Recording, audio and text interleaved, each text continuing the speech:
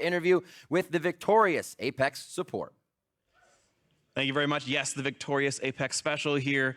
Two great Alistair games for you. I actually want to talk to you about, first off, actually champions, because we had NRG like first picking Braum every game. There's this sort of theory running around that you only play melee supports. Of course, you've got a wealth of experience under you. Talk to me about sort of your champion choices, actually.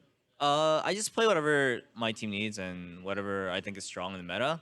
And sure, a lot of people are playing range supports, but range supports are a lot more about the team doing the work. And for my team, I just engage a lot. So we just put me on melee supports that generally have CC.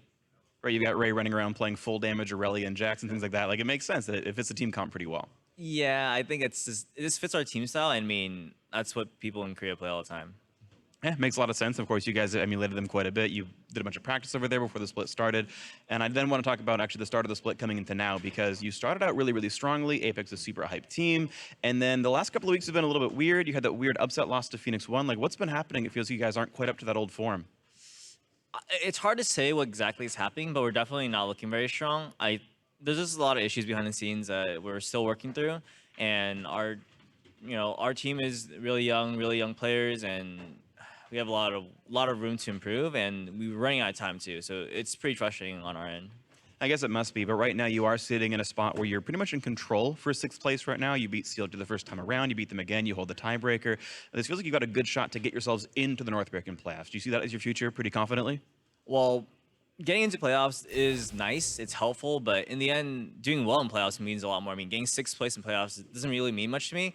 So we just need to improve, and if we improve, then we'll get into playoffs, and that's just how it is. If we don't improve, then we'll be stuck wherever we are. And what do you see that improved Apex looking like? What is your ceiling when you do finally reach that potential?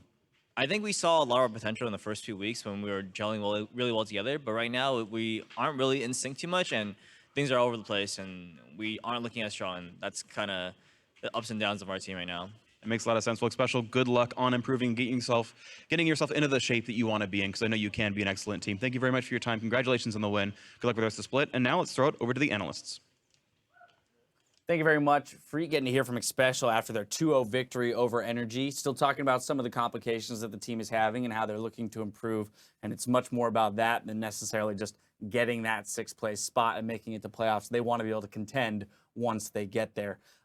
In terms of this game, diving right into it, I want you guys to help me set up the strengths and weaknesses of both compositions crafted by the teams, as well as the strategies that they'll then want to employ to ensure victory. Well, so first of all, you got Olaf top versus Jax. Olaf favored.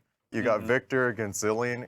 Kind of even, but Victor still has a lot of control. And then you got Lucian and Braum versus Ashe and Alistar, which is Lucian's side favored. Right, so NRG has crafted them a composition in which all 3 lanes, arguable in the mid lane, but all 3 lanes should have some semblance of control and dominance, at least through the lane phase. Right, and then on top of that, Gragas is an extremely powerful early game jungler who can brute force a lot of ganks. And I think when NRG sets themselves up to kind of have this more controlling early game and they get the lanes they want, it's not 2v1, but then Shrimp and Apex come in and kind of control the entire early game. It's very concerning for NRG to have any chance to win this game. Right. And I think Shrimp deserves a lot of credit because he was able to just get kills in almost every single lane. Mid lane took a little bit longer. It was more of a skirmish later, but it was just the ability to get everything in your favor when you should be losing. Yeah, very much so. And they were, because of that early action that Shrimp was able to create in those first 3 kills that they picked up, definitely gave them some allowances as the game moved on. Because we saw how long it did take for Ray to really get to that Jax state, right? It was even when the Baron was happening that Shrimp ended up stealing. Jax still wasn't quite at that point where he could take over the game just yet. He eventually got there with the gold that they got off of that play. Not only the Baron, but Ray was able to get the Rift Herald. They had 3 dragons. Like, the objective control for Apex was very solid. Yeah, absolutely setting him up to succeed in that split push. Let's dive right into it. 20 minutes into the game, 4-for-0 in the top lane. This is for NRG. So after the great start from Apex in terms of the 3 early kills picked up, NRG's going to get 4 kills here to equalize the kill score in this game. I want you to look at the champions involved in this play. So Keen can't get into the fight. He's getting zoned out. And NRG has their top laner, AD carry, and support, whereas Apex has a jungle support and AD carry, or not AD carry, they have the top laner. So they weren't able to fight as efficiently because of the champions involved. And then once the rest of the team comes in here, it's mostly cleanup. they had already lost the 3v3, and the collapsing members of Apex, who are stronger, couldn't actually get into the fight because, Right. you know, Keen got picked off before he even got close. Apollo's there after the fight's kind of already over. And Braum is exceptionally good for a support in a 3v3 because of the constant stuns he can be getting, whereas like a lot of like analyst is just going to combo once. And if you don't have 5 men to follow up on that, it's a lot less impactful as opposed to stun, wall, slow, like this annoying Braum who's just going to keep throwing out stuns. So even though Apex had 3 kills there, NRG did have the more early game comp. But one of the key things there was Keen was kind of left out on his own. So if you don't play it perfectly against that kind of comp, you're not going to be able to snowball. I don't know if I saw Keen ult there, but he was just kind of cut off, and Right. NRG played the fight well. Very tough position to be in as a Zilean because you want to be that more supportive mid laner, putting your ult on somebody else as opposed to yourself and being able to toss in bombs from time to time. Not given that opportunity this time around as NRG singled him out in the river there. Right, it's especially important for Apex's comp to kind of fight as 5 people. You want the Zilean to kind of just like throw bombs on the Jack, speed him up, send him into the back line, and like res him when he starts getting focused. Right. Which is kind of what we'll see later in the game, but here they're not able to group up as 5, and Energy's comp is definitely better at a skirmish situation. Yeah, let's take a look at a fight where they do play the comp correctly. Ray also comes up huge 32 minutes into the game here.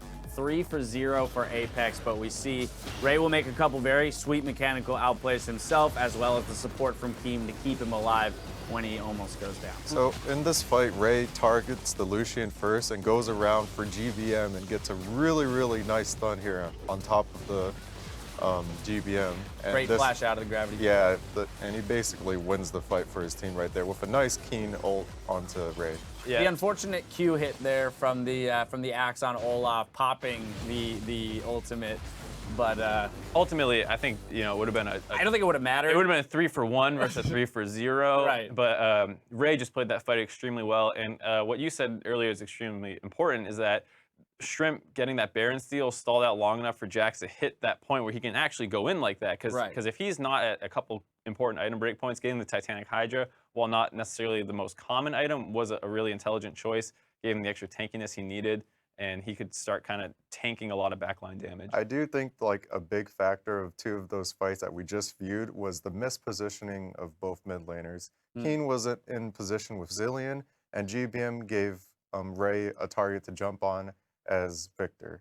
Yeah. I think that was very, very And therefore, we see both fights go in the way of the other team, and that's how perfectly you have to play League of Legends at the professional level in Right. order to come away with victories. You just can't be in the wrong place. Yeah, brutal. if you think about it, like Victor walked too close to a wall to shoot a laser for some harass, and instead now he's dead and his team's losing the fight. It's almost jarring to think that like such a small mispositioning can lead to that. Absolutely. Well, Shrimp is going to snag player of the game. We talked about how Ray went off, but the reason why he was able to do so was the early pressure that Shrimp threw out, picking up those 3 early kills for the team. And then, of course, the big Baron steal that allows Ray the time to grab 2 turrets, get a little bit of extra gold into his pockets, and be that threat. I think the early game ganking that he pulled off can't be understated, the importance of it. It really stopped a lot of these lanes from snowballing because they had disadvantages in the bot lane, and Olaf, that gank was extremely early and had a chance to really take over his lane, but that's one that we saw later in the game. He started bullying Ray out. So without that early pressure, I think this game could have gone really bad.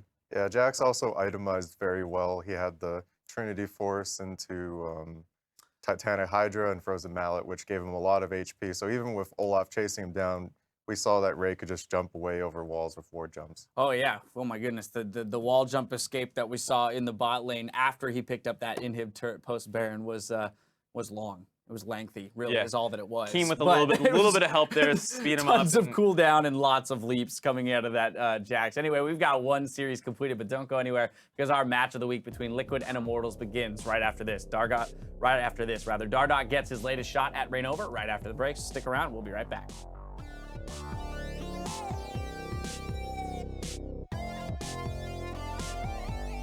Cleaner play, cleaner picks and bans, and they have to look forward. Obviously, the head-to-head could be matched up here, which we said is very good friendly. I'm here. Help me. Yeah, I'm airing here. 예. I'm waiting. 보람. Yeah. 보람 노플. 어우, 잡았다. 나이스. Ray going down first. He tries to jump to OQ to get the 80 carry out of the fight, but OQ spreads himself into a very safe position, and the rest of the team is now looking for a special. Baron not even at smite range yet. They are working without a lot of ultimates. Shrimp gets it. Okay, we're coming. We're splitting it. 잡았어 잡았어 잡았어 잡았어 그 루시안 봐봐. 루시안 루시안 잡을 수 있어? 잡았어 싸워 올라. And Apex come flying back into this game to take it away from NRG.